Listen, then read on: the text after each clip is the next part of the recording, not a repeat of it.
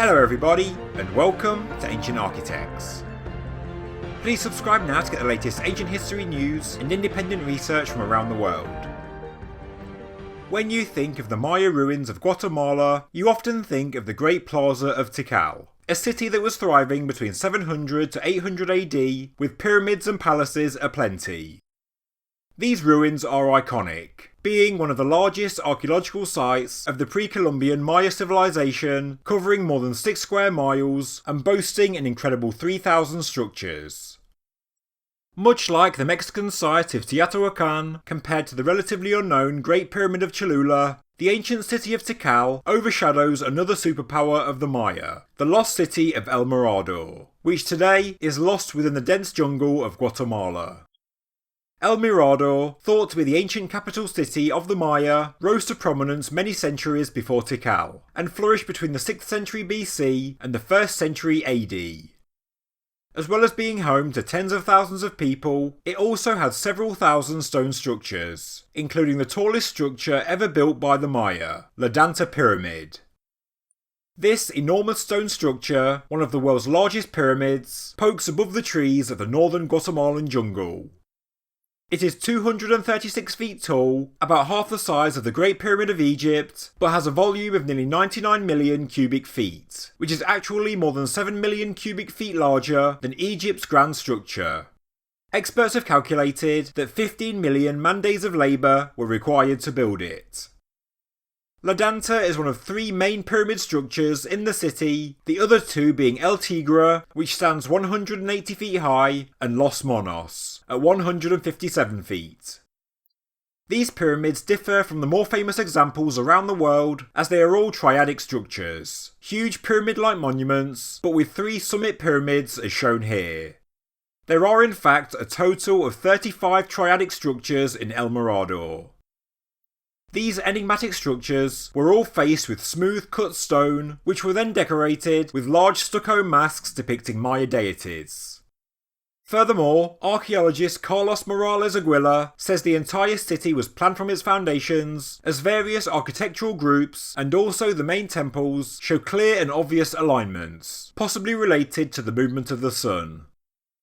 The city of El Mirador was only discovered in 1926, as it is an incredibly difficult site to access.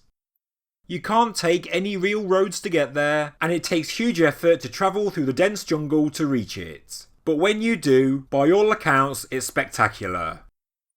El Mirador is Spanish for the lookout, due to the large La Danta Pyramid that pokes through the trees, but it was anciently known as the Can Kingdom.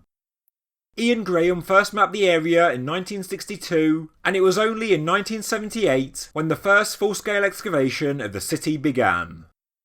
These excavations ended in 1983, but archaeologists were surprised that the city greatly predated the more well-known Maya sites like Tikal.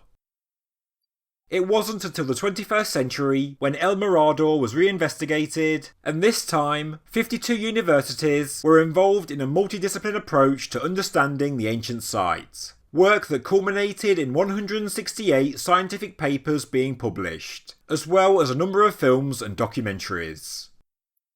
They discovered it was a prime location for agriculture, due to the abundance of seasonal swamps.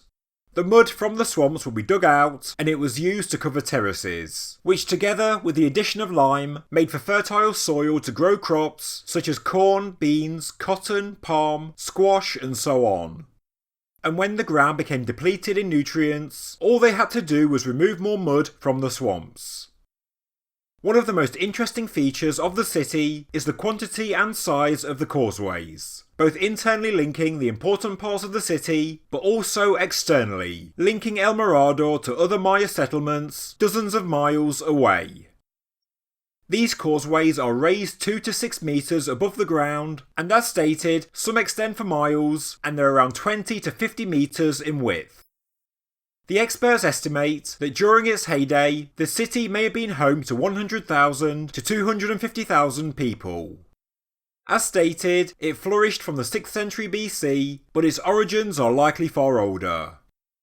Like a number of cities in this region, it was abandoned around 150 AD.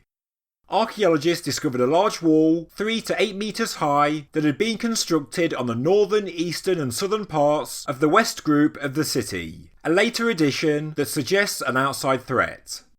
Experts believe that soil erosion from deforestation also led to the decline of the city, a process that led to the burial of the fertile mud in the swamps, which became trapped under 2 to 3 metres of clay. This resulted in poor soil for agriculture and failed crops. And of course, without food, any powerful and rich civilization will ultimately collapse. Around 700 AD, parts of the city were reoccupied, but to a far lesser extent, with the largest structures being just 8 metres high. El Mirador was abandoned once again around 900 AD, and the city was never settled again. El Mirador is such a remote site that today it cannot be a tourist location, although there are plans for the site to be part of a major conservation project. But this is no easy task. In many parts of Guatemala, the forest is being cleared without consideration for the environment or its history.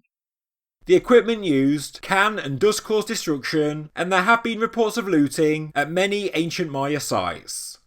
Trafficking Maya artifacts is big business, with an estimated $10 million worth of artifacts being illegally sold every month.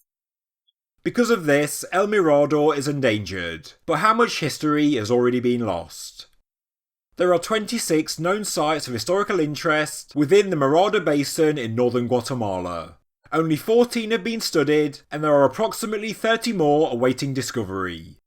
But by the time these sites have been reached by the experts, they may have already been looted of anything of value.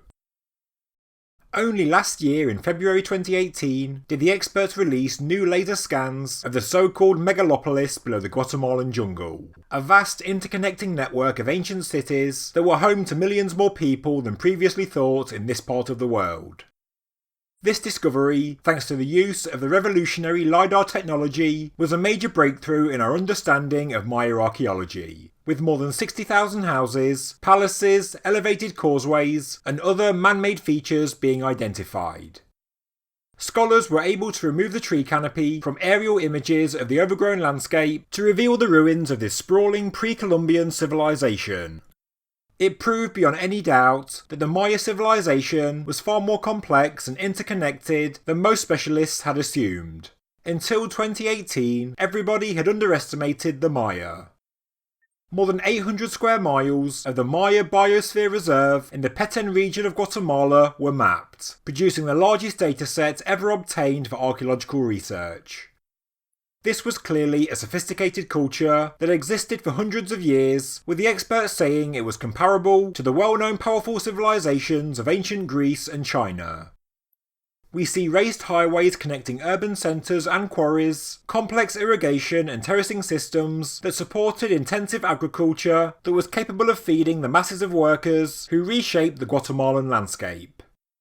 Many of these sites would certainly have been connected with the lost city of El Mirador. Talking to National Geographic in 2018, Marcelo Canuto, an archaeologist of Tulane University, said, "This was a civilization that was literally moving mountains.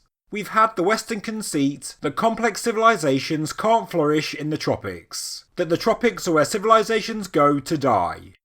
But with new LiDAR-based evidence from Central America and Cambodia's Angkor Wat, we have to consider that complex societies may have formed in the tropics and made their way out from there. LiDAR technology is revolutionising the field of archaeology, just like the Hubble telescope and how it revolutionised astronomy, and it will take at least 100 years to even go through the data from the Guatemalan forest. But with the problems identified already, with deforestation and looting, the archaeologists probably haven't got that long.